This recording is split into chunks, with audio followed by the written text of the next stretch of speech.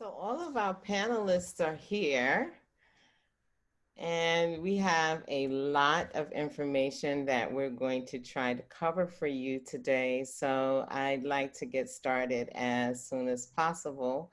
Um, in response to my request earlier to give us some background on where some of you are in your careers and your interests and where they come from in as it relates to VR. We have someone that's here that has a background in set design and theater. We have a sports news and sports documentarian here. We have a few VR enthusiasts that are here.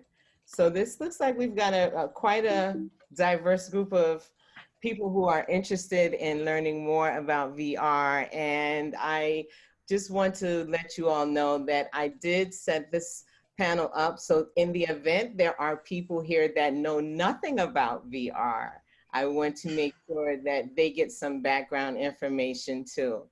So are we about to get started? One thing I just also want to let you know that I am more than likely going to be closing the chat for a bit and opening it back up when it's time for us to get questions from you guys.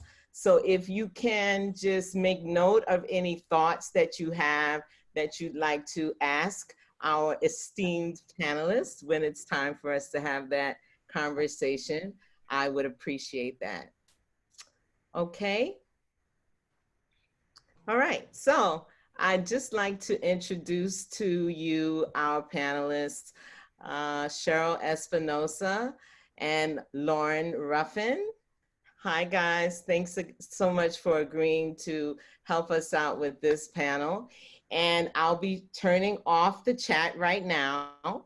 So you won't be able to chat until it's time for those questions, okay? And so why don't we start with Cherryl? Why don't you introduce yourself and give us a little bit of background on your experience and how you got into the whole VR world? Hi, everyone. Certainly, I'm always, the first time I put on a headset, I felt like I had landed on a new planet, and I'm always excited to talk about VR and to see someone experience this for the first time, because I get that joy I got initially, and I still continue to get it. So I'm always excited to talk about VR. I started my career production managing music videos in New York City. And then transitioned to getting my MFA at AFI. And so I was in the feature, but still working in music videos, tracked to be a producer. And I'd always worked production managing or producing. And then in 2015, I was attending an AFI Film Fest seminar and discovered VR and just was mesmerized by it and just started learning everything I could about it, because the terminology used in this landscape can be intimidating, and there's some people who have varying views of what they mean. In 2016, I applied to and was accepted to Oculus's Launchpad Bootcamp in 2016 and 2017, and I've been creating VR since. I am the Chief Operating Officer of our 360 now XR Collective in Los Angeles, and we provide XR solutions for brands and creators in the space. We create 360 video, XR, VR experiences, AR experiences, and sometimes some work. We just completed some work in web VR for a university on the East Coast. So I am a traditional, as the tech people call us, traditional producer and XR developer. Great, thank you. Lauren? Hey everybody, Cherryl, I'm shocked that you and I haven't met. I was legit just on a call with Alton Glass, Jonathan Williams, folks you did Launchpad with. Probably. I know all those guys. Yeah. Michael Jackson, like I just topped off it with them in here. So this wow. This is so much fun. So I'm Hey, my late to the call. What just happened there? I'm not sure. Someone hopped in. She Hey, needs to mute herself. yeah. It's me, Adonis Knight. So welcome, Adonis. Can you mute yourself? I'm muting everyone now. Okay. All right. Thank you. Okay, and I'm unmuting. Okay, so I'm Lauren. I have a couple of hats I wear. I am one of the co-CEOs of Fractured Atlas, which is the largest association of artists in the U.S. We primarily focus on fiscal sponsorship, which is a mechanism through which independent producers can access charitable donations. I'm also one of the co-founders of Crux. Crux is a cooperative of Black artists working in VR and AR. We were formed in 2017, really in response to helping. I would go to Tribeca and Sundance, and I would see these incredible pieces by Black creators who hadn't raised any money, had bootstrapped them, had sort of been able to put together this incredible work with like duct tape, spit, and a prayer. And they were sitting in installations right next to white artists who had raised, hundreds of thousands of dollars, even up to $1 million to produce their work. That was good. But in any case, I wanted to build a container for Black artists to be able to make VR and AR and mixed reality. Since then, we've started working in sort of dual spaces. Well, I should say there are 3 spaces we work in. One is education support. We really work with performing arts organizations, traditional visual artists, fine artists, as they consider what they can do in virtual spaces. During the pandemic, we pivoted to doing a lot of live events for both performing arts groups like Urban Bushwomen, as well as sort of working with, helping people bring their conferences online. So we're working with International Documentary Association on their conference this year. And the third thing we're doing is really beginning to produce our own work. Or work in partnership with large institutions. So we're working on a creative installation with Yerba Buena Center for the Arts and some other sort of pieces that we're working on. My background isn't in the arts at all. I have a law degree. I was a lobbyist in DC for a number of years, but always sort of tech adjacent. So worked for Comcast and SiriusXM, and then transitioned into the nonprofit sector. I grew up with foster kids, and that's my real passion, is really helping folks access resources and new technology that can change their lives. So even when I was fundraising, I was always the one who was like, let's get Capital One to do, the digital folks at Capital One to come in and teach the kids who are in our foster care program how to build apps. So did that. And I think probably in 2015, I got a Google Cardboard in the mail from the New York Times. And then was like, yes, exactly. And I love stories. Like if I could keep my train of thought, I would like want to enter like the National Storytelling Festival. Like I've always loved stories. I love reading. I love fantasy. I love world building. And I was like, VR is really dope. So sort of just followed VR from then. And once I hopped into the art sector, I realized that financing isn't equitable for everybody. And I recognize that I've got the business talent and the fundraising chops at this point. I've raised about $100 million to be able to help people finance their work. So that's sort of where we see ourselves as, we're world builders, we're fundraisers, but we really just do whatever we can to help creators of color be able to carve out their niche in the new sector. Wow. Amazing. So you mentioned a few of those AR, XR, MRs in your introduction. So I guess we can start by defining those for people who are unfamiliar with those terms. Who wants to take that? You want to go, Cherryl, or you want me to go? You're muted. Did I mute you, Cherryl?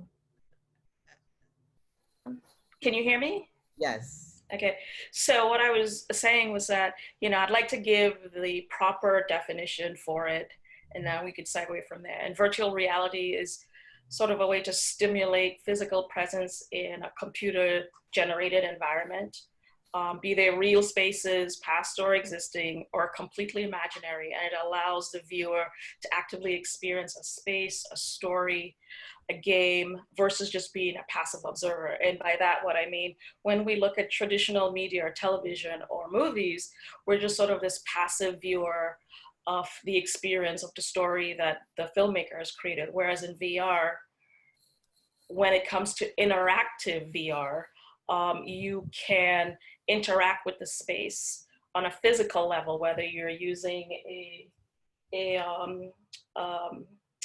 controls, or whether you're using, if it's just a 360 video, then you're interacting in terms of your auditory senses and other senses to sort of experience the space. We talk a lot in VR about the empathy machine, and that's like a 2-hour-long conversation. But what it really does, VR gives you a second layer of experiencing stories and experiencing stories about people that's not just watching. You can feel it, whether you can identify with that person or not. We have different schools of thought. My feeling is that we really don't. We become voyeurs to some degree. So that's VR, to be able to like live in this dome and experience what the storyteller is telling you. AR, which is augmented reality, is more an experience where you augment the real world experience. And by that, I mean where objects residing in the real world are enhanced by computer generated perception. So the most famous of all AR experience is Pokemon Go. And that tells you everything. You're able to apply these computer generated images into your real world space. Mixed reality, MR, is another term we use, and it's about merging the real world and the virtual world to produce new environments. And XR is just simply the umbrella term we use, extended reality, for all of the Rs, whether VR, AR, MR, AI, robotics, the whole gamut of all of it. Okay, and Spatial so can I just, and the other thing is, somewhere in the VR space, you know, there's like a subcategory for 360 videos, which is the first thing that got me excited about VR, because I come from that world. And we could talk about that later on, about how to create 360 videos and make them interactive for the viewer, so they're not just looking around and experiencing images, but they can interact with the videos as well. Okay, so that's something that I'm learning today as well about the 360 video experience. So I've heard reference to the immersive versus non-immersive type of experience. Would you care to elaborate a little bit on that, Lauren? Yeah, sure. I mean, so the immersive experience, VR is perfect. Like, you're in it. You know, you aren't really, in particular, if you have headphones on, you are completely in a different world. You're not aware of what's happening around you. And it really becomes a evocative, provocative way of interacting with an environment that someone built. It also often, not all the time, but often very closely mimics the world that we're familiar with. So with physics and with sort of, I've not yet, as someone who reads a lot of fantasy, I've not yet seen someone build a world that actually doesn't feel like has some of the same physics as Earth. And then the second part of your question was interactive versus non-interactive, correct? Yes, sort of, yes. Yeah. And then there are VR experiences that, you know, are less interactive, and a lot of that's sort of determined by what technology you're building in.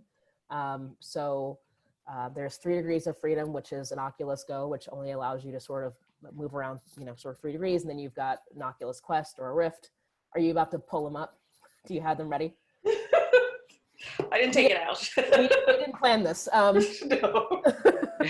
But then you've got, you know, Quest and Rift, which really allow you to move totally within a space. I would say, giving advice that you haven't asked me to give yet, I would say that if you're really into this medium, investing in a Quest as soon as possible is probably the best way to go. I agree. You know, yeah, I think that's probably the most representative piece of the medium, and has sort of the best opportunity for you to jump in and really understand what it feels like to be in space in a VR experience. So that probably wasn't a great, interaction. You can interact with the environment. You can pick things up, you can throw them, you can drop them. I play basketball in VR all the time. I'm a huge basketball fan. So the ability to interact with things in an imagined space, the ability to interact with people. We haven't talked a lot about social VR, but, you know, apps like AltSpace, VR Chat, Rec Room, which is an Oculus built environment, which feels like you're walking into like a community center with other people there. You know, those are the ability to sort of highly engage with not just an environment, but with other people in real time is super cool. And I think it's something that in particular, as we've been social distancing, people are really missing, and VR does offer, I'd say at this point, some of the apps you get to 90 or 95% of what it feels like to be in space and have co-presence with someone else. Wow, we'll come back to that quest, because when we start talking about the resources and things like that, we'll come back to that so we can provide some more information on that. So I wanted to talk about some of the myths that people have about the VR industry and in general. And I'm starting with things that people have said to me specifically, which is why we're doing this panel. So VR is primarily for gaming and is not useful for narrative storytelling. This is something that I've had people say to me, even though I've been able to have some great experiences with narrative VR. But can you talk a little bit about the state of the industry right now, the different industries that it's being used in, and then talk a little bit about how it's used narratively? That's a lot. Okay, Yeah. let's start Together, with. Just together break we it up can. in pieces. So what's the first one? Okay, so I say State of the VR industry right. That's where now. it's going How to do start. things look? I think before March of 2020, there were a lot of speculation. I think now people are paying closer attention. You know, VR has been around, I've been told, since the 1830s, the 1990s. Folks, VCs, venture capitalists, angel investors, creators really started paying attention when Mark Zuckerberg acquired Palmer-Luckey's, his company in 2012, which is Oculus, for what, like $2 billion? I think that was $2.5 billion. So I think now what we're experiencing is we have to figure out a way to live. Human beings are interactive, communal animals, if you will, beings, and we're finding that we have to find alternative ways to interact with one another, with not just Zoom, and VR sort of providing that conduit for us to all interact with each other. One of the things I experienced personally, in 2017, I started creating an experience on Carnival in Trinidad. And it took months of even trying to get a proper meeting to explain to the folks at Oculus what I saw as a viable product, as a viable experience. And, I just didn't really get much traction on that. And I decided I wasn't going to wait. They gave me a camera when I was a part of, I have a real show and tell here today, a part of Oculus Launchpad. Yes. Samsung. I had a travel voucher on United, and I got on a plane with my camera, and I went and started shooting. And it was that was like 2017. I shot between 2017, 18, and 19 without any real positive feedback for my project. Literally before March was finished, I've been getting calls nonstop. When is it going to finish? There's no more carnival. There's no carnival this year.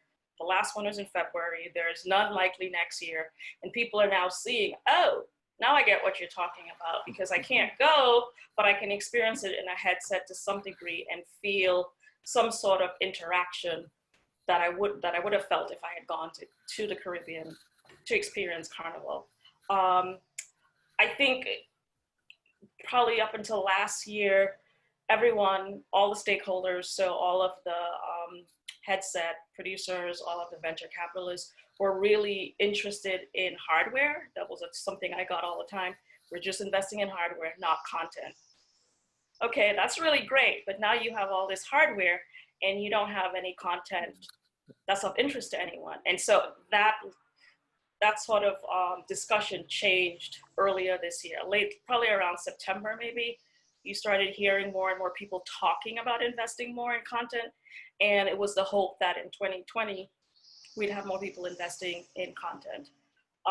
So I think that's the state of the industry. And I think it's only gonna continue to improve because like Lauren said, the Quest is now this headset where you don't need a gaming computer.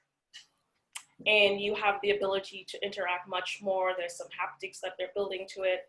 And it allows you to experience, it's almost like the Rift is like at the starting point of what we hope a headset would be, because now we need to get it smaller. We started with, you know, this Google Cardboard that you had to put a camera in, and then you had the Gear VR. It was just all heavy and clunky. And now we have the Quest, which doesn't need a computer, doesn't need a phone, and it's much more powered for you to experience, for developers to create all sorts of experiences, be they gaming or much more esoteric content, as opposed to the narrative stuff that maybe some people would be more interested in. And just as a side note, and we'll get into this when we talk about 360 video, I think the folks at Oculus, the discussion I've been told, and this is by John Carmack, who was their CTO up until recently, was that they predicted that VR would be more 70% interactive experience and 30% 360 video. And their research was telling them the opposite.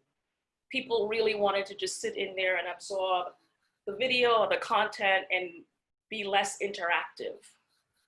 So I think that's interesting because between those discussions and now in COVID, just trying to create experiences for folks, I think it continues to bring energy to the industry, and I'm really positive about it.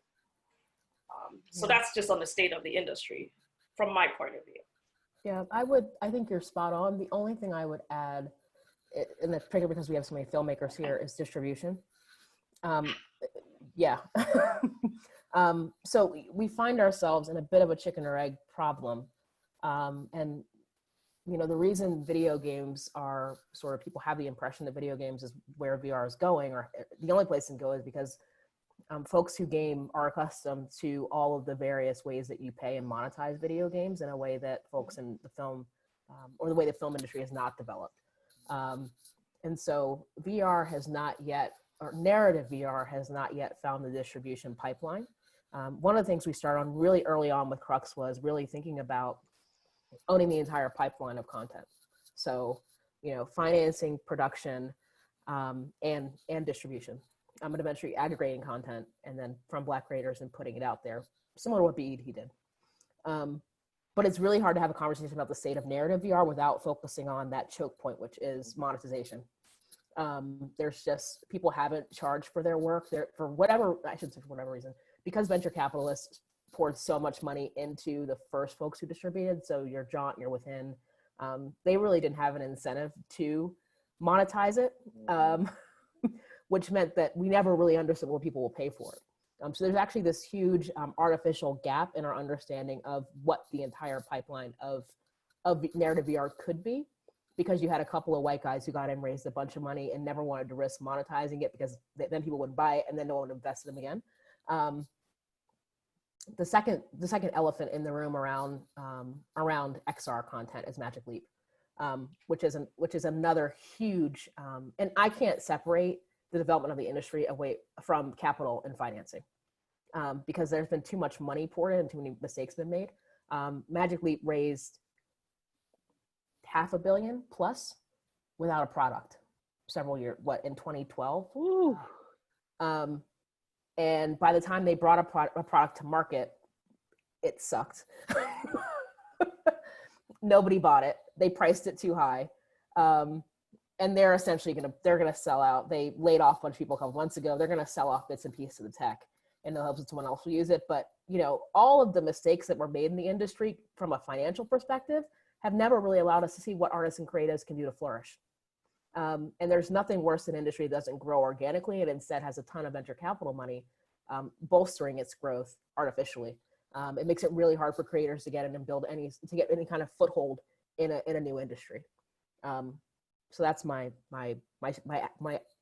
augmentation of what Cherryl said. I totally agree. I mean, they just poured money. I mean, you know, my company, my very small company, which is bootstrap and continues, you know, we're completely broke, have had to go into clients who came to us and say, you know, one of those folks you just mentioned created this piece for us for $150,000, but it took so long, and now they didn't create or set up a distribution platform for us. So we want to run it on a headset in 2019 on a Google Cardboard at a fundraiser, and they couldn't do it. And it's mind-boggling to me that a company would create a product and not advise their client on the distribution end. Yeah, which is, I mean, which to me is a great, I mean, whenever we get the 360 video, we have to talk about YouTube and some of the ways, it's actually in some ways easier to do 360 video and distribute it than it is to really think about building anything on a Unreal or even a Unity for distribution or various headsets. It's just plug and play for folks who just want to get into it. Yeah. I think we should talk about that now, because I plan for us to talk about it a little bit later, but I feel like now is a good time to approach ways that filmmakers can get involved now into this industry now. What if we're not going to talk narrative, if there are those issues with narrative that as it relates to distribution, how does someone who is just getting their feet wet with this get started? What would you recommend then? So at 5 o'clock today, you go to Best Buy, wherever you are, and you grab a Samsung. Like, it's that. You get one of these or you get a Tater. What are they? Yeah, what are they, $199 now? Probably even Yeah. less. Yeah, or pick one up on Craigslist for $99. I don't know, but I mean, to me, we can spend our time in our sort of navel gazing and thinking about what we should do, but the reality is just go grab a camera real quick, and by midnight tonight you could be uploading your first piece on YouTube. I mean, it's really that easy. And that's, I mean, you can add more to that, Cherryl, but for me, it's just, if you're really interested in this thing, just go out and get into it and start doing it, figuring it out, playing around with the tech. I mean, absolutely. I think, anyone in this industry who tells you they're experts, be wary. We're all continuing to learn because it's a continually evolving platform, and just be part of that evolution. You can get these cameras for this, I think, is the second generation. There's one that looked like a ball that might be less expensive.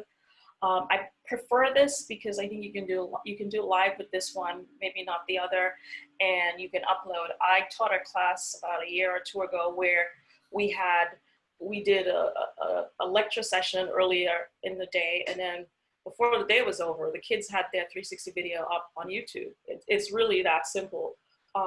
One of the things you can do as you are developing the projects that you want to upload on YouTube, I would encourage folks to think about what 360 video is. So it's 360 video, it's a ball. So think about the entire 360 spectrum and what you're filming, and also how you can maximize the potential of the space. So someone mentioned they work in sports, I think, journalism or producing. Mm-hmm. I mean, like that, think about what's happening now in sports. There's no one there. Think about how, even if a pickup game on the court, you can film that and you have the players, whomever is looking at them, cars driving by, and put that up on YouTube. And what's great is it may seem simple, but especially in times of COVID, to know, hey, there's a game going on there. I can't go, but I can sort of engage with the folks there. Certainly lightens personal mood. So yeah, definitely get one of these cameras. You can get fancy when it comes to sound, whether it's 2D or ambisonic, which is another fancy term we like to use in the space. A lot of experiences don't use ambisonic because it's expensive and it's timely.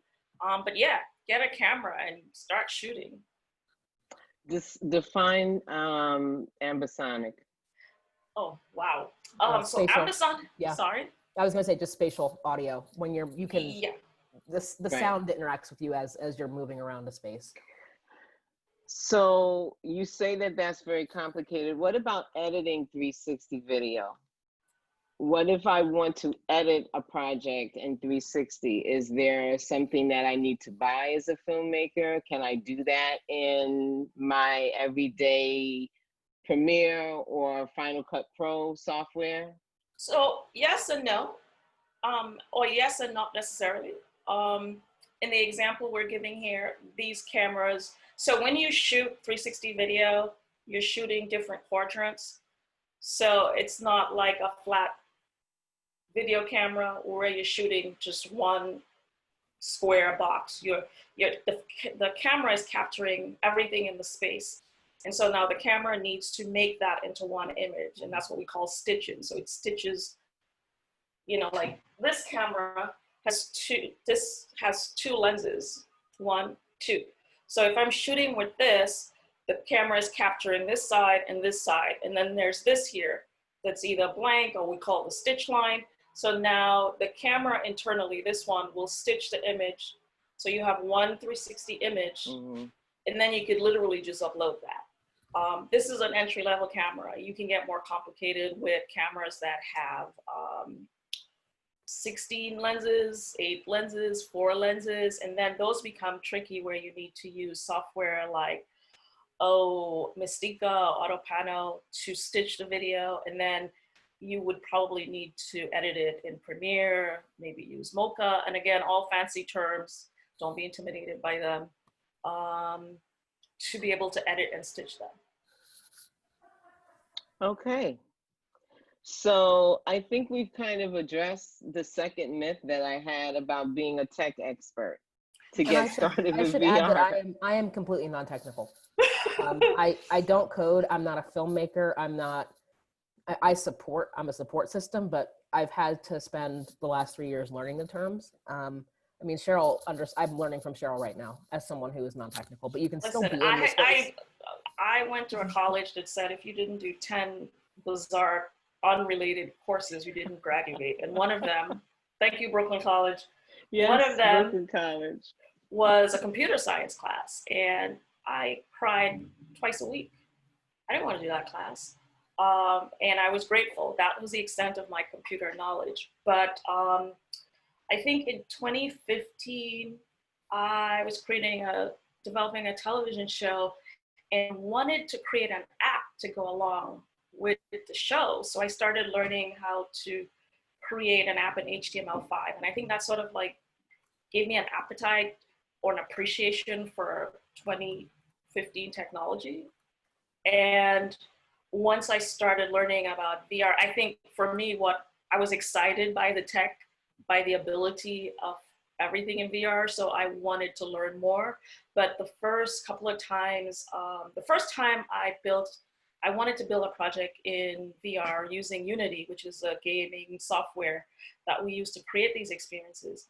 I was completely lost. And so I hired a developer who disappeared on me, and I couldn't submit my project for funding. And the head of the Oculus Launchpad program at the time, Ebony, said to me, Cherryl, most of our most talented developers here don't have a computer science degree. They just learn. I guarantee you, if you put 15 minutes a day towards this, you could do this. And she caught me on a good day because I believed her. Normally I wouldn't, but I was like, if Ebony said 15 minutes a day, then I can do it. And that's what I did. And when I built my first app, which sounds bizarre, but when I built my first app in Unity, I ran it 23 times without success.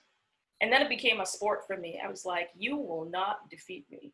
I'm going to run and clean up and build until I have a successful build. And I must add that I was running this on a 2012 refurbished MacBook Air. I don't recommend. And what I discovered after I started calling for help is that the computer itself was adding code to my code. So that's why it wasn't successful. But on the 24th attempt, I built a successful app that I was able to upload to the Oculus Store, which is another giant leap in itself. So I did it. And, I hear folks say this all the time, right? If I could do it, anybody could do it. I guarantee you 7 billion people on the planet. If Cherryl could do it, you could do it. Yeah. It takes some work. There's a learning curve, but it's not insurmountable. You just take it a piece at a time, and you could get it done. The other, popular soft gaming engine is Unreal, which I'm about to buy a new computer and teach myself how to work in Unreal. And it will take some time, but I've got a lot of that right now. Yeah. I think the other entry point is if you're doing a traditional film, you should do a 360 component of a scene, of just a version of it. Because I think that makes it so much easier to be able to just get into the medium and play around with it. Like, I think going back to what Cherryl said, like, no one's an expert. Just play around with the tech and find ways to break off a bite of it that seems right for you. So yeah, I'm a huge fan of that sort of. But 23 times for real? Saturday morning, I sat down on my kitchen table. You didn't know what you had waiting for you. With my car. Well, by the 10th, I was like, I thought I would have had it by now. What's going on? And then I was like, okay, fill in the blank. Let's go. Let's see how long this is going to take. And I just, I don't even know what time Sunday, the sun was probably coming out. And then I see success and I look around and I'm like, there's no one here to see, but I did it. And now for the next hurdle, let's upload it to the Oculus store. Yeah, let's not turn them off too soon. Talk about the Oculus store. Let's leave that one out. Don't ask any questions. And don't ask about that. Okay. Yeah. So talk to me about, Cherryl, you had another project that you worked on, an interactive murder mystery prototype. Can you talk a little bit about the process for that and break that down for people who are looking to do something similar or have a similar idea? Yeah, I think #murder was created by my former co-founder, Nair Nitzer, and what he did, it's kind of a reality show because he didn't really script it. It was very loosely scripted. He gave the actors direction on kind of what he was hoping to achieve and the general story. And the general story of #murder is you have these social media influencers who all live in one house. And if you think about Instagram stars and Twitter, I guess they're all IG stars, and the interaction that they have trying to get more likes and followers, there's a little bit of rivalry in the house. And someone kills the queen of IG in the house. And then the detective comes in and the interactive portion is for the audience to guide the detective to try to figure out who committed the murder. Look at the evidence, don't get swayed by evidence that you may be hearing off here with a discussion with someone, and look at some other tangible evidence, whether it's blood or her torn shirt, to solve the mystery. It's part of a 3-part series, so only the first part is out in the store already. And with that, we shot with a Candow, which is a much more expensive and more advanced camera. And we did have a developer who worked in Unity. Our developer, much more experienced. He's a developer from the computer science space. He's actually also a poet. And it was really great because some of our creative choices, he just got it. And it's a rare quality in the space to find someone who sees the creative way you're going. And I use creative as a filmmaker because you'll hear developers say, I am a creative as well, and they mean something slightly different. And so it was created in Unity by the developer. There's some interaction where the audience can use their controls to direct the action, to direct their experience. And it took a while to upload it to the Oculus store and get it there, but it's in the store now. I think it's currently priced at $199. It's also available on Steam. It's going to be on all the platforms eventually. But Nair was also a participant of Launchpad, so it's always easier for us to start the dialogue. I won't say necessarily get our stuff in the store, but we know we have the phone numbers of the folks to call if we're having problems, and emails to get our projects in the store faster. And that was the purpose of Launchpad, to not just fund, but distribute and elevate creators in the space. What about through Crux? Have you guys developed any projects that we can find? There are projects that we're working on right now, or that we're about to release. So an easy one is to look at in terms of in the narrative space is we're executive producing the second episode of a piece by an artist named Alfredo Salazar Caro called Dreams of the Jaguar's Daughter. Cherryl, if you were at Tribeca 2 years ago, you would have seen it, or Sundance 2 years ago. It's a beautiful piece about a young girl in the South American jungle who sort of, the first episode shows the burning of her ancestral homeland. And the next 2 episodes will sort of chronicle what she's doing to journey up towards the border. The world building and just the colors, it's just beautiful.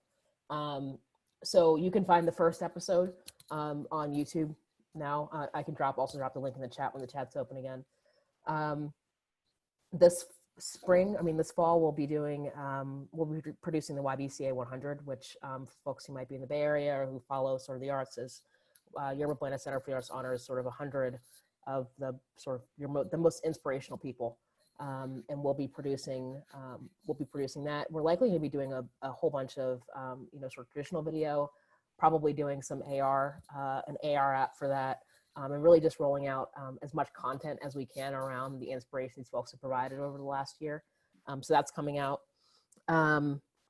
What else? Oh, and we also are doing, Micah Jackson is building a whole bunch of worlds for us for Howard University's Institute of Intellectual Property and Social Justice. So they have a program called Take Creative Control. I believe it's takecreativecontrol.org, which has historically happened in 4 cities, connecting creatives to legal counsel. And there's music and there's sort of art, like an art gallery piece, but we'll be doing all that in VR, probably in Mozilla Hubs. So we'll be producing those events over the fall and probably into early next year as well. But we don't just stick to VR or even AR. We really are interested in like what's really interactive and what's really engaging. So we do interactive projections.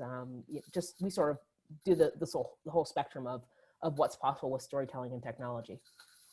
Is there a cost to joining the collective? There is not this year.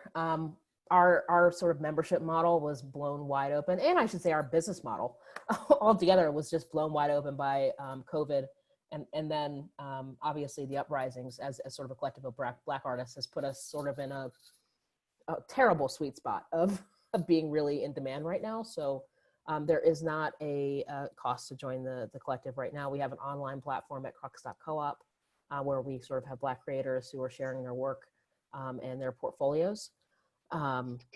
And next year we'll sort of vote and revisit what our membership should look like, but we stopped taking dues in March.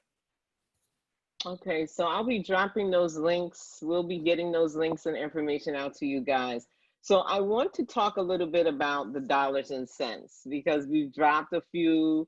We talked about Quest, we talked about Unity, we talked about the different types of sound. You mentioned Unreal, so cost-wise, so we've already discussed it's $199 for us to get the Samsung camera if we want to go out and shoot something right now. Do I need Unity? That would depend on the type of experience I'm building, correct? That is correct. How much does that cost me as a filmmaker? Unity just changed their pricing structure, right? They did. It used to be, well, so the software itself is free. They used to take, if you end up doing something commercial, it was 5%, wasn't it, Cherryl? Yes, I'm sorry, sadly, but I'm grateful, like a lot of the pricing structures are different for us. But yeah, I think they took 5% and then they dropped it at some point. Yeah, everyone's pricing model has changed. What I will say is all of the software manufacturers want to make it really easy to get it and play around with the tech. And I do believe there's a free version of Unity, and then you can upgrade to the Pro license. And I will encourage all of the folks who are listening here, do not be afraid to send an email to these guys and say, hey, I need a license for a year for free. I don't have the money. Like, whether COVID or no COVID, that's always been my approach. Can you give me a trial? And I have yet to meet a tech company who will not give you a trial for their worth. Ask for a year, maybe you'll get 6 months, maybe you'll get a month. I guarantee whatever you end up with is cheaper than Adobe. Yeah. Because they are expensive and they don't come up off of any free software. So hopefully there are no Adobe folks out there. But Adobe is expensive. It is, and I don't want to Adobe bash. Not a fan here though, but Your New York jumped out. I'm not going to say anything bad, but here's something bad. That's so New York. The Brooklyn, yeah. All right, so Unity is free to start with. What about sound recording? So I had the opportunity to experience Ash 68 at Tribeca. I want to say that was about 2 years ago. I put the headset on, and one of the things that I really, really appreciated about it, because you can put the headset on and just look forward, right? You can do that. You can get caught up in what's right in front of you. Just a 180, yeah. Right. But the sound that was in that experience, you would hear these little nuances of sound that would encourage you to turn your head, and then you would look and see what was going on there. So you mentioned this earlier. If I want to create something that has that sort of sound, what am I looking at? In terms of cost? Yes. Equipment, costs. I know, I believe it's called Facebook Workstation.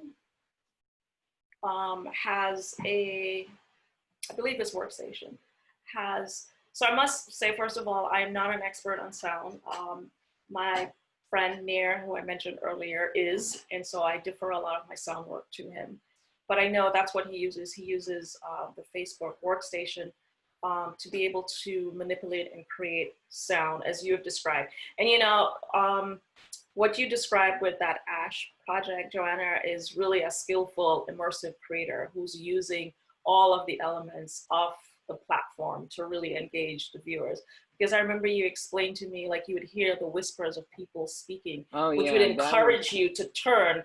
And that's some of the magic of VR, that you can use sound, that you can use color to be able to have the viewer engage in the entire 360 space. But one of the other things I learned from my friend as well is when I was shooting the Carnival experience with this entry-level camera, he had me record the sound with my iPhone. And he's with the sound that I recorded there, he's able to amplify and add richness to the sound using Facebook Workstation. So there are like these hack ways of creating full, meaningful, engaging sound, but you can go on the higher end, like what you described with the Ash project.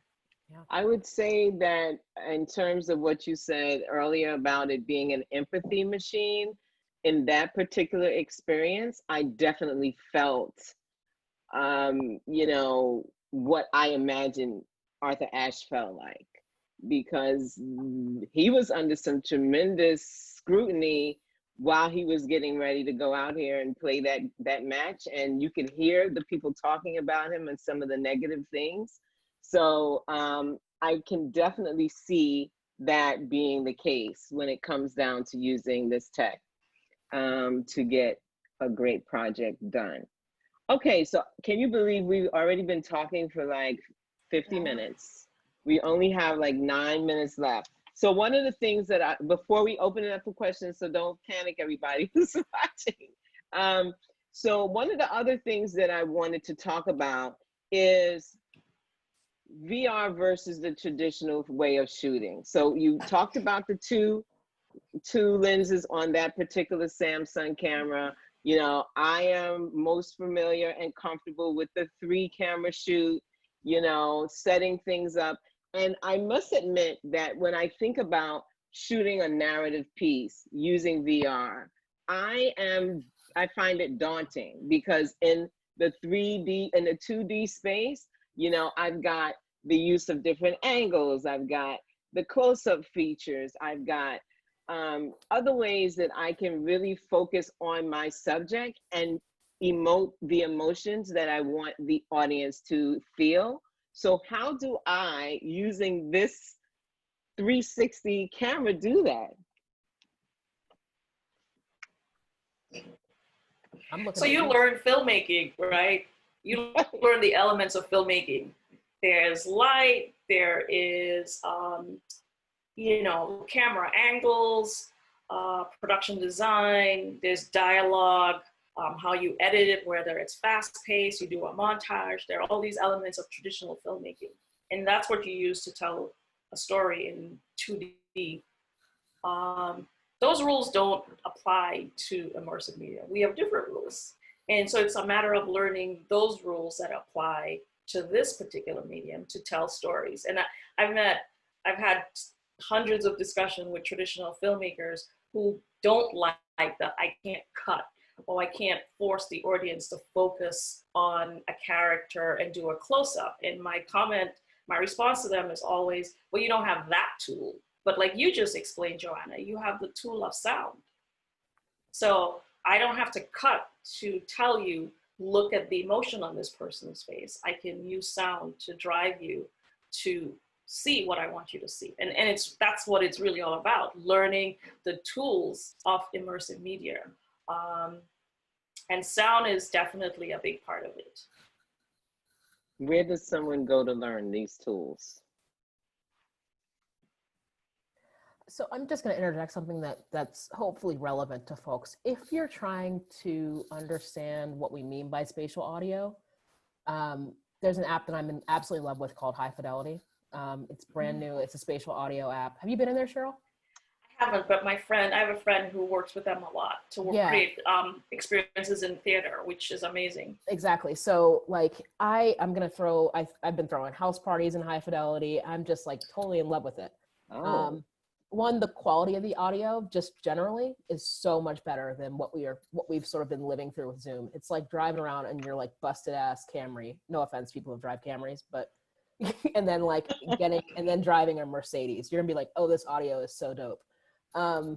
So highfidelity.com, play around with their audio, the ability to move around a space. And again, like to me, it's just audio, but I feel like we focus so much on the visual, in particular over the last couple of months. We're forgetting how much we're accustomed to sound, like how much we miss being in a bar or in a concert and just hearing music float over the sound of people whispering or the sound of people talking in a corner, like, you know, across the room. To me, that's like sort of a really pure experience, understanding what you can do with sound in VR and ways that you can hear someone say, oh, hi, from across the room. And then you turn your head. Well, that's what happens in VR. That's the opportunity that a filmmaker has to direct attention in different ways. That I think we're all just really missing. But in addition to the question around cost, I tell people, like, think about how, when someone asks you how much does it cost to make a film, you can make Princess Bride or you can make Avatar. They're both great movies, but they have wildly different budgets, and you kind of understand what the beauty of what the folks in Princess Bride created with their budget, and also the beauty of what they did with Avatar with their budget. I mean, XR is no different.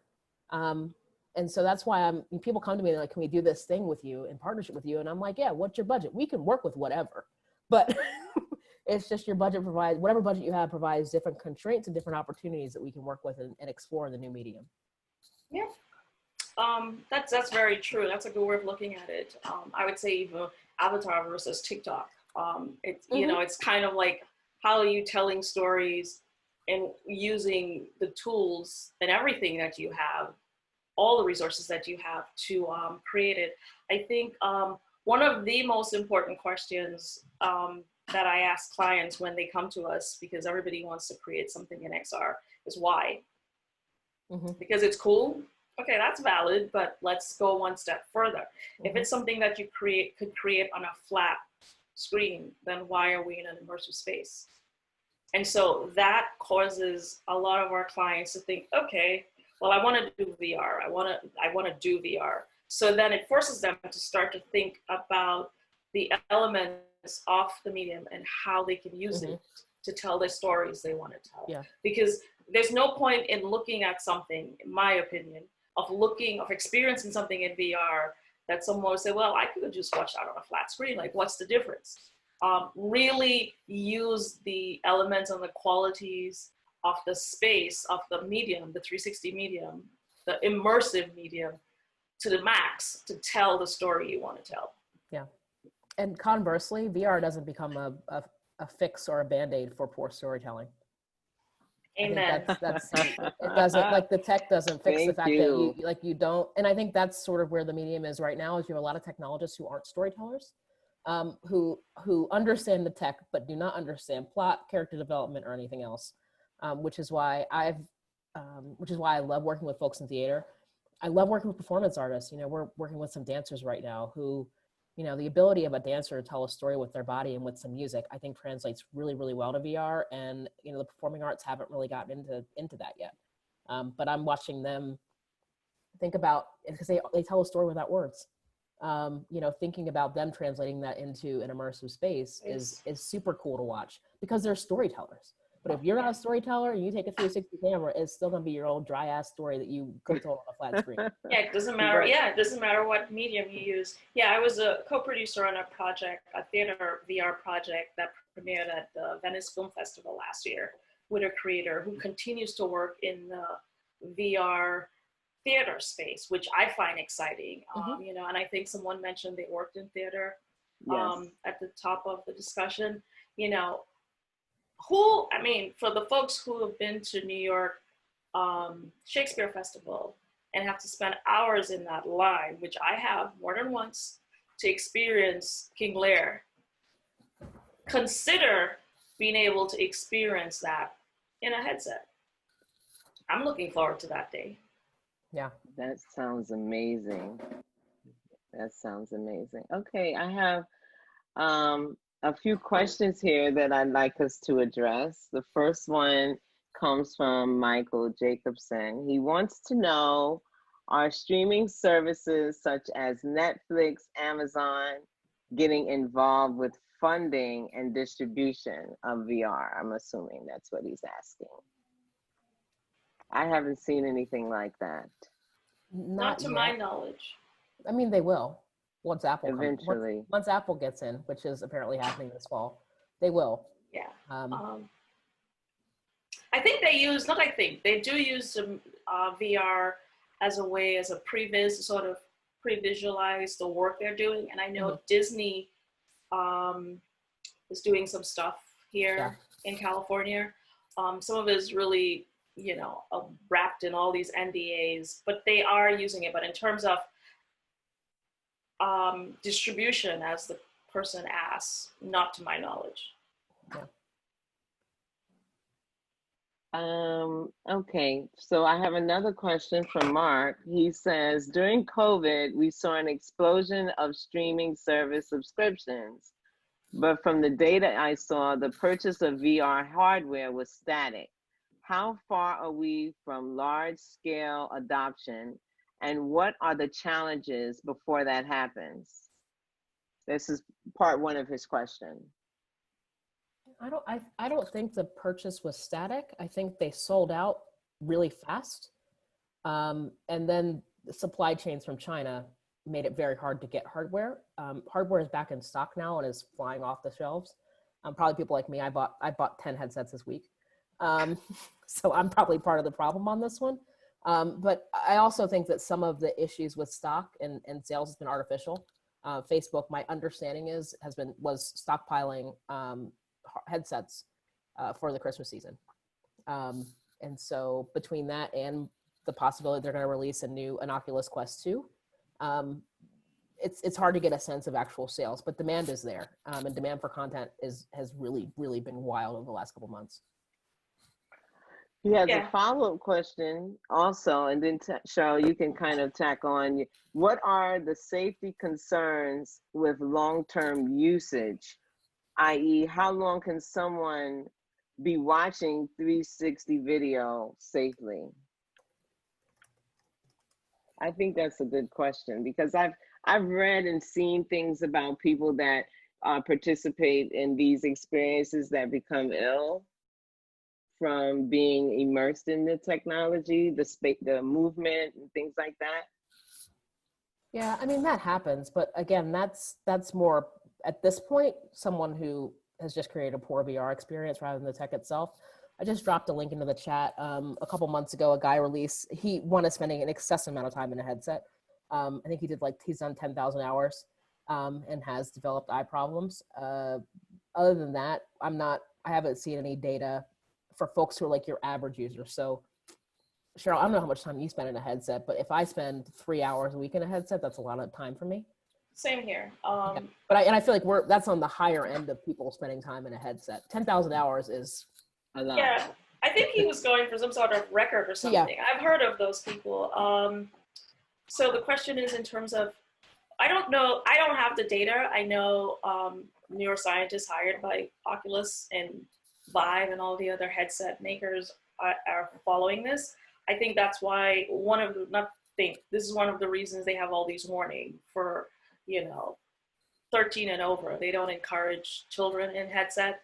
I've met medical doctors from India at VR, at Oculus Connect, who told me like he's a pediatric oncologist and they use headsets to help their patients. And these patients are under 13 and they see it as a good thing. Depending on the experience you create. So there is this idea out there that women get more affected by speed and become more nauseous when you experience, say, car movement. Like Chris Milk had created a piece where it was just racing cars on the Salt Flat in Utah, and it was supposed to be, like you spend maybe 10 minutes in it because it makes you sick. I think it's individual. Just like I am female, it didn't bother me. It didn't bother me. Whether I connected with the content or not is another story. I think people should be careful because not just on a physical level, but depending if you're looking at something like Clouds over Sidra or Celine Tricart created a piece about the women in Iraq fighting. I think the content could maybe affect you depending on your personality. If you're looking at people who are being harmed and disenfranchised, like how much of that immersive content can you absorb? So from my point of view, it's kind of individual. I don't have the expertise or the research. Yeah, and I'm super sensitive. Like my bladder feels like it's falling on my body when I go over a bump in the car. So I have a hard time with a lot of motion in VR. But I think you're like 100% right around that being individual. Yeah, but I mean, in terms of safety, it's hard to know because they're studying use cases that feel so unrealistic to me, like 10,000 hours. There's some artists who have done 24 hours in a VR headset, at a time. I don't know. I feel like I haven't seen anything about it sort of for your average consumer who's putting on a headset every once in a while for 45 minutes of it being unsafe. We had a question about the cost of the headsets from Michael. Yeah, Go is down to $199 if you can find one. Oculus Go is recent, isn't it $199? It's yeah, recent. But they also just pulled that from the market, I think, right? Yeah, you can get those pretty cheaply now. Yeah, the Quest is like $349, I think. It was, but now everything's a little bit inflated. So I think I paid $399 for mine this week. So on Verizon, for the 64 gig. 64 gig, yeah. So I think the 32 might be a little less expensive. And you mentioned this earlier, but what I have heard from the folks is that from Oculus, they didn't stop manufacturing, like you said, but the parts they needed, those companies, those factories ceased operation, and that's what caused the bottleneck and to be able to put more headsets on the market. And I don't work for Oculus, but I can see how they would be stockpiling headsets for Christmas. Yeah. Okay, we have another question. Has anyone shot a narrative film that has 360 footage a part of the project? If so, how is it received by the audience? I wonder if that person can sort of elaborate. Like, I'm not sure I Are you understand. talking about like So, I'm guessing 2D? what I was saying?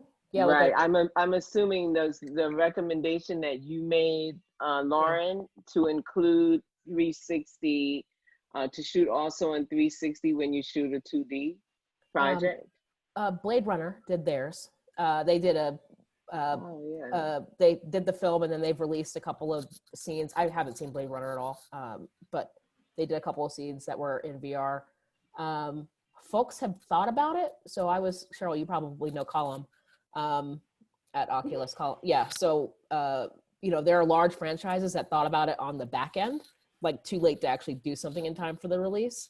So part of this is like, how do we as creators make the opportunities that are inherent in this new medium open to folks who are so very steeped in multiverse building and world building in traditional media and have these big franchises? But what happens is apparently a large franchise approached Oculus like 8 weeks before their launch date, talking they wanted to do a VR piece, and it's like, that's not enough time. So yeah, I mean, that's kind of where it's gone. But Blade Runner, I know did it. I don't know about anybody else. How long does it take to create an experience? I would imagine it has to do a lot with the depth of that experience and what layers you're adding to it, but a range of time from your least to your more involved project. As a producer, if I were using my 2D producer hat to create something in VR, let's say a 360 video, 10 to 15 minute content that you would build in Unity, and all the pieces, so you have all of the funding, all of your crew, all of your equipment, I could see me doing that in under a month. I mean, I would definitely say 2 weeks, because I have all the pieces in place. I have all the funding I need, I have the script, and I have a developer waiting to build. 2 weeks. Okay, good. But that's Cherryl and best case scenario. Best case scenario, yeah. And yes, you're producer beast. You know how you are with that. And so we have another one from Carter. My team and I are working on a prototype for the first installment in a large-scale gaming series. What do you see as the major challenge to creating an immersive VR experience? Gaming series is the first question I have. Like, so is this a game? I guess it's a game, right? If you're in a game engine already. I mean, like with everything else, funding and personnel. Okay. But I would imagine this answer may not totally answer the person's question. Carter, would you care to elaborate? You're unmuted, yes? Yes, it's a gaming series. It's we're doing a 15 to 20 minute prototype. The game will be perhaps the second installment of the series. But like I said, we are sticking to about maybe 10 minutes of gameplay, another 5 or 6 minutes of cutscenes to tell the larger narrative, to let the person know this is sort of take the approach that Marvel did. This is not a one-off. This is leading to something larger. So I asked, well, who's on your team? What is your background? What have you created before? Mm-hmm. My background is IT, but I've been an artist my entire life. I have a team of 9 people, including myself. Pretty much everybody is in IT, and almost all of us are artists, musicians, painters, that sort of so we're techies and we're artists. So when you say IT, are you talking about working in Unity and Unreal, or yes, JavaScript and okay? In our day jobs, we work in all types of technologies, but the platforms that we're using for our gaming series will be Unity along with AWS Sumerian, and we'll be using GameLift for hosting because our game will be multiplayer. So Lauren, I don't know if you can help, add more to this. Gaming is not, I work on the periphery of the gaming industry. That's right. I know a lot of people who work in gaming, but from a producing point of view, I would ask, like, where do you want your product to end up ultimately? On what platform? Have you reached out to those stakeholders and discussed what are their requirements? Do you have a project manager or producer? Have you built out a budget and a schedule so you can see your timeline? And working on that, we're trying to get we are actively coding right now. We're trying to get something done by Q1 next year, in talks with AWS to see how they can help us in setting up our servers and things of that nature. For VR platform, it will be Oculus Quest. We had started with Go, but then when Quest came up, we shifted.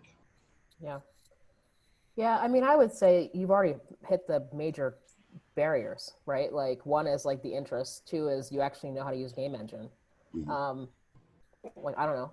It seems like you've got, outside of funding, which is everybody's issue. Right. But I mean, you have a team. The stuff within your locus of control, you've checked all those sort of challenge boxes. So yeah, I actually was a product manager for a startup about 3-4 years ago. We were using Unity for building virtual learning environments, but it was going to be PC based. And I as it happens with startups, I left and I started tinkering around with Unity still. And I was like, I like creating art. I like writing stories. I like writing code, and found a bunch of people who want to go along for the journey. So. What do you need now to get your, sorry, Joanna, what do you need now to get your project to the next level? Funding is always good, but mostly it comes down to time because we're all working day jobs. So funding definitely. Okay. Yeah. I would, another thing I would encourage folks to do not feel intimidated by reaching out to folks on Twitter. Folks at Facebook and Oculus love communicating on Facebook and Twitter. And I would say, don't bombard them, don't bombard their DMs, but, reach out to them and talk about what you're doing, because I've seen it work. They've encouraged us to do that. And if it's something they're interested in, or they can direct you to someone who might be able to help, that's totally possible. What are the funding sources for someone like Carter? Like, where does he go? Are there incubators that are specifically looking for someone like him creating content like he's making? Because it sounds fascinating to me. Yeah, I mean, on the funding side, you've got, Unity supports some projects, Oculus Launchpad. I feel like everybody I know who's in the space at some point has interacted with Launchpad. I'm like the odd person out. Okay. And then, I mean, if you were building an Unreal, Unreal's got a mega grants program going right now, and they are really interested in supporting diverse creators. Awesome. And I would also encourage, definitely drop me a note. Like, I'm guessing, Eric Elder is someone that you should definitely talk to. Eric has started Santa Monica's game development program forever ago. Cheryl, I'm betting you know him too. Yeah. I mean, the circle is in this field is so small. And that's not just for Black and brown creators. I mean, just generally, it's a really small field. Above and beyond that, I've been doing a lot of work with philanthropy, getting them to support VR project and gaming projects and recognize that games are art. I hosted a couple of salons last year with, big foundations who never think about games as art. And we've been able to get some funding just sort of individually coming out of philanthropy, but in the next few years, I'm hoping in particular as older program staff leaves at these foundations and younger folks who are gamers themselves are operating in the philanthropic space, we'll start to see more dollars there. I mean, the support for, I won't wax on because I know we have other questions, but there's a whole ecosystem around gaming that only exists in one fairly toxic white space. And I'm doing what I can to change that narrative and to get games a little bit more support. But it's hard to be an independent producer. Yeah. Well, thank you. Yeah, I mean, like Lauren mentioned, reach out to Eric on LinkedIn, Charles Babb, you know, what I have found is people in this space love what they do. We love the medium, so we're always excited to talk to anyone who has questions. Awesome.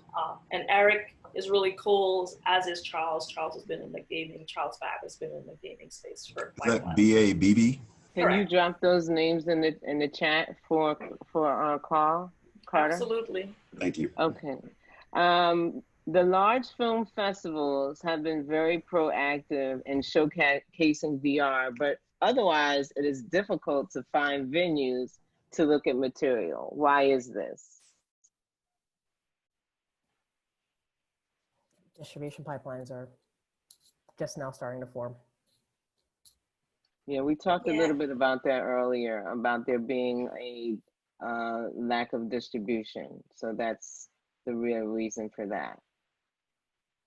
Lack of distribution and just engaging. For me, it's always been engaging content. There's just, you know, I love the stuff Felix and Paul create. Felix and Paul is a VR company out of Montreal. I don't know that I love a lot of other creators who work in that 360 video as well as gaming space. I love Celine Tricart's work. I have another Launchpad colleague who created a piece called I Am a Man. Alton Glass just produced another piece. And I think sometimes, you know, what they've created is sometimes difficult. For me, the more engaging piece, the director of the Love Seat, which was an interactive theater piece that premiered at Venice, created an experience called Running with Reggie Watts. And it requires such this large installation, as is The Key, which Celine Tricart created. And there's so much involved in setting it up in a space for people to experience it, that sometimes, you know, like Laura said, distribution of it can be difficult. But there were, up until March, there were places in New York, more than one, that you can go and experience VR. There are a few here in LA. And this is what brings us into LBE, location-based experiences, LBE, which we didn't really touch on. Vegas was building out all these spaces for location-based experiences. And, you know, that's location-based experiences, basically this 360 dome they build, and you're able to interact with the content that they sort of project on the dome, in the dome. We have about 6 questions. I'm going to try to get through them. Elizabeth wants to know what the workflow is for shooting, editing, and output of VR.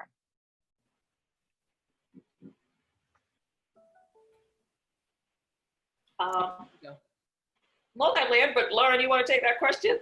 I mean, so I don't know.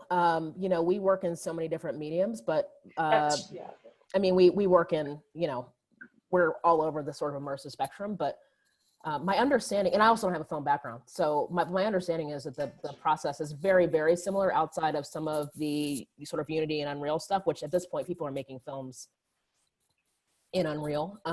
That it's all very similar to how you would do a traditional film. So she was asking specifically, what is the workflow? Well, yeah, the workflow. Yes. And if you're familiar with, my assumption is, and I shouldn't assume that the person who's on this call has a familiarity with traditional filmmaking, and that workflow. Yeah, if we're talking about this particular camera that we've been talking about, the Samsung camera, it's all pretty internal in the camera itself. You can shoot it, the camera stitches it, and it gives you a file, and I'm blanking on the file format it gives you, but it gives you a file format that then you could literally upload in YouTube. And, you know, YouTube has the capability to run, to showcase 360 video. It takes a while for them to inject it and render it, but it's all very internal. You don't need anything external. If you go on the other end where you have cameras that have 4 and 16 lenses, then it's much more involved. And it's much more involved because you need software to stitch it. So you need Mystica or one of those other stitching software to stitch it. And once that's done, then you need to render it. Then you need to upload it into Premiere and edit it. Then you need to render that, upload it into, so that's more involved. But in terms of an entry level production of a VR experience, it's very simple with the lower end cameras, with the entry level cameras. Okay, we talked a little bit about the motion sickness already. Stefano had a question about how does making VR deal with motion sickness. We talked about that a little bit and touched on how it's really based on the individual, but you did mention something about poor quality VR. And gave me the impression that lends to the possibility of a person being more likely to get sick by viewing. Did I make that assumption correctly?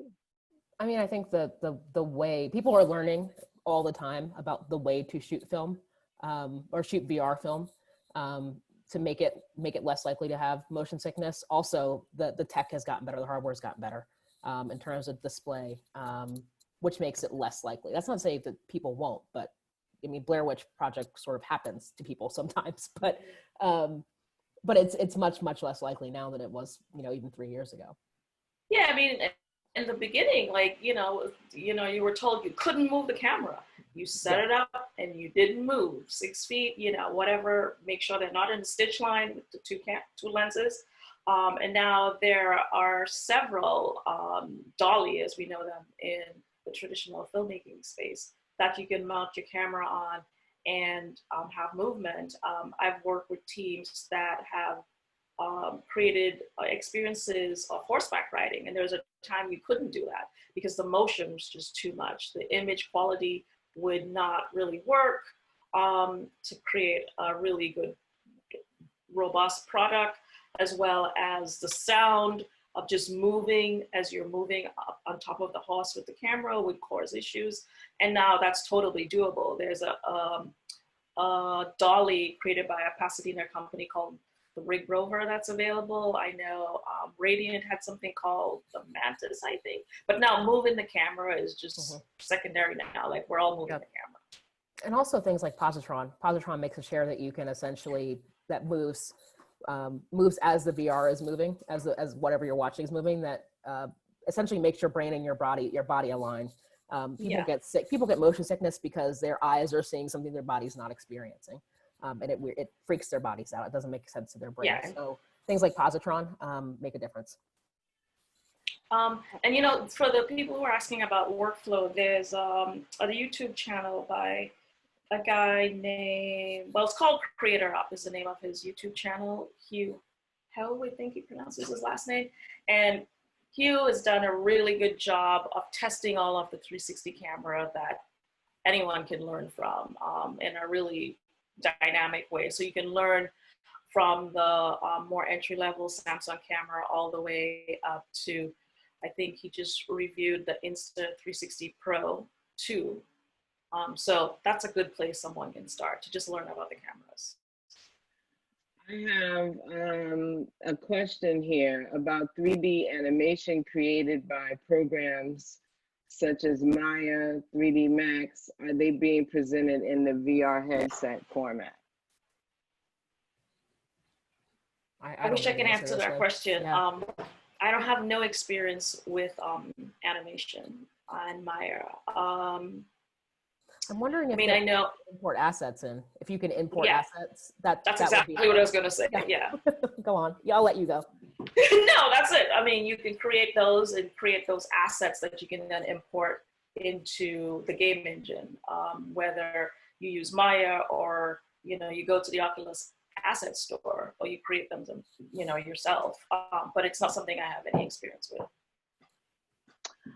What file format do we need to export from Unreal Engine for Oculus Quest?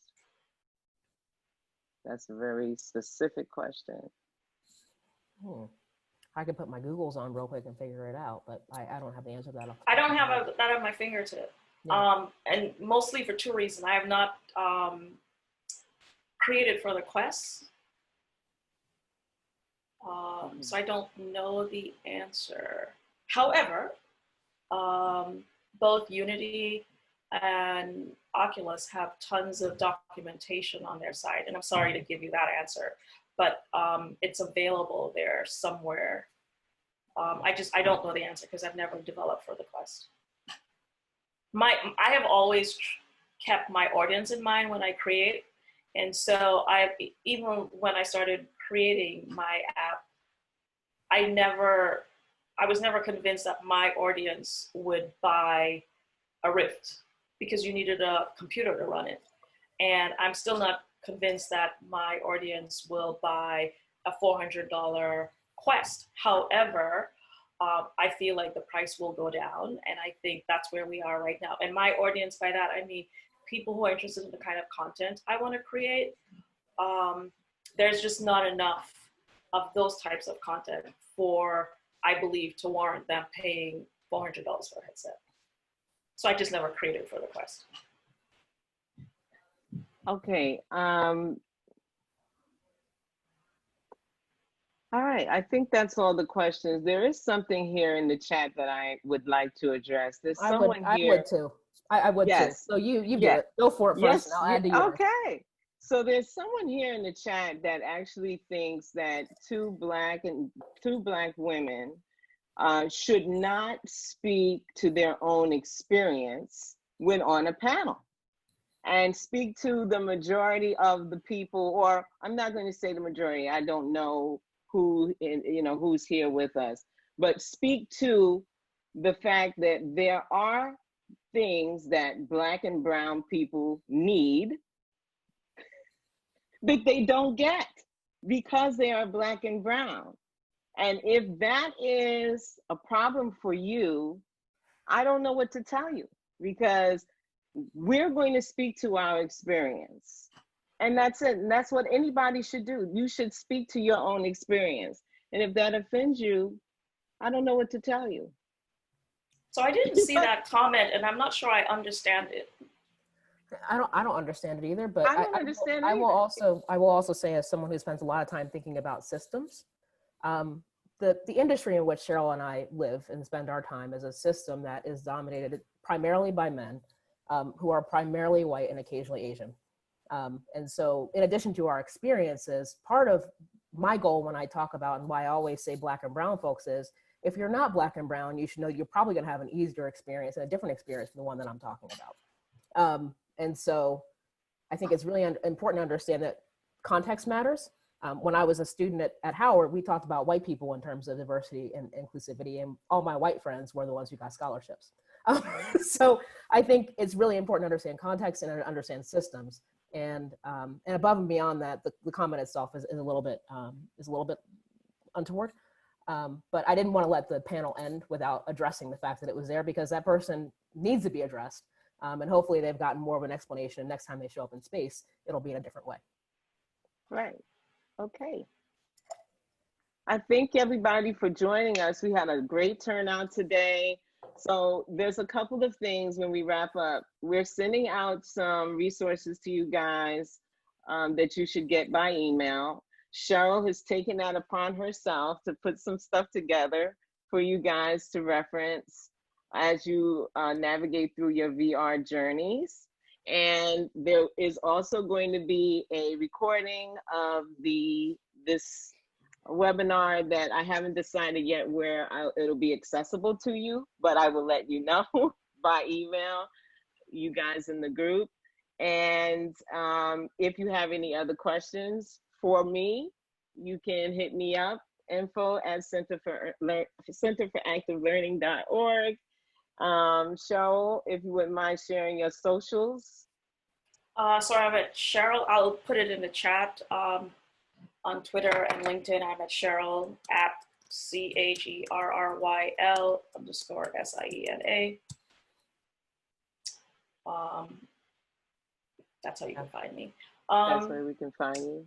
So, I didn't see the comment, and I wish I could address it you know, with more understanding of what the person's trying to say. I would encourage everyone who is here listening to remember that your story matters, your point of view matters. We're trying to build an ecosystem, and I mean everyone who works in the space, to tell stories about everyone, by everyone, for everyone. And one of the things that I spend a lot of time doing, and I'm always willing to talk to anyone about VR, is we need to create a viable space. If we don't create content that satisfies the marketplace, like Lauren mentioned earlier, this is a product we want folks to pay for. And if you create products that no one is interested in, this medium will disappear again. And we want to try to prevent that from happening, because the people who work in it see the value in it. So, you know, don't let, you know, funding and jargon and information dissuade you from working. You know, please continue to work in your individual industry, explore others, and really use VR, XR, AR, MR, all the R's to tell stories and tell your own unique stories, because your stories matter and your stories have value, and I want to hear them. And, you know, when I'm 80, 90, and I want to be able to put on a headset, or maybe put on a glasses, because maybe it'll be small that size by then, and just really consume content from around the world, because I can't see every country in the world. I can't visit every country in the world and have different experiences from those people. So please continue to create. Lauren, how can you have socials that you'd like to share no, on the Crux website? Yeah, I got in early, and I'm just at Ruffin on Twitter. And then Crux.black. You can get me at info@crux.black. I'll throw it in here as well. Or you can get me a Lauren at Crux.black. And then at Ruffin on Twitter. Okay. Yeah, but this was really great. Thank you, Joanna, for introducing me to Cherryl, who I'm sure I would have met eventually. Right. Yes. I already know. We have a lot of folks in common. Yeah, We really do. It's great meeting you. Great. Thank you both so much for joining us today, and thank everybody for Yes, being thank here. you. Be safe. Be well. Appreciate it. Yeah. Thank you. Create. Bye-bye. Bye. Bye-bye.